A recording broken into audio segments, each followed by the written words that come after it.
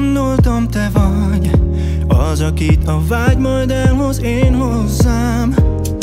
Azóta vágyom rá, hogy újra lássalak. Szeretném elmondani, hogy téged vártalak. Hidd el, kérlek, jövök már, remélem te épp úgy vársz. Ahogy én akarom azt, hogy te bújj hozzám. Lesz egy nagyon szép jövőnk, ott állunk Isten előtt. Áldást ad ránk, téged ad én hozzám. Azt mondták, hogy hibáztam azzal, hogy akarlak téged, mert szerelem nem létezik, csak a mesékben. De ha az igaz, akkor mondd el, mit érzek. Mondd el, kérlek, hogy te lettél a végzetem, életem, mindenem végleg. Itt leszebb lesz, mint a legszebb mesében. Ez az igazi szerelem, én ezt érzem, én ezt érzem.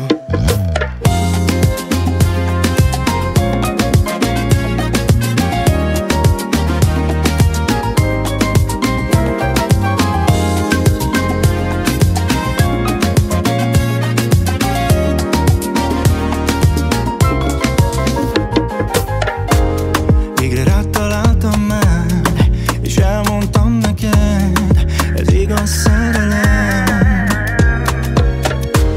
És tudom most már jól, hogy te is így érzel. Úgy csókoltál, ahogy még eddig senki sem.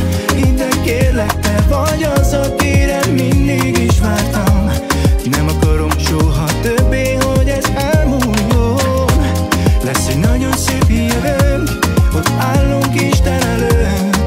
Áldást ad ránk, téged ad én hozzám. Örökké az enyém, már nem kell a változás. Azt mondják az emberek, ez meg botránkozás. De ha a szerelem az bűn, akkor vétkezem. Nagyon bűnös vagyok, mert csak miattad létezem. Te vagy az életem, mióta létezem. Attól a persze, hogy megfogtad a két kezem. Én már nem kérdezem, most már tudom, hogy nekem szánt az ég. Te vagy a végzetem. Amikor először láttalak, azt gondoltam, te vagy az, akit a vágy majd elhoz én hozzám. Azóta vágytam rá, hogy megcsókoljalak. Elmondtam neked, hogy most már a szívem rabja vagy.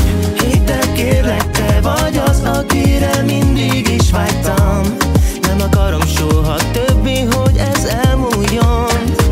Lesz egy nagyon szép jövőnk, ott állunk Isten előtt.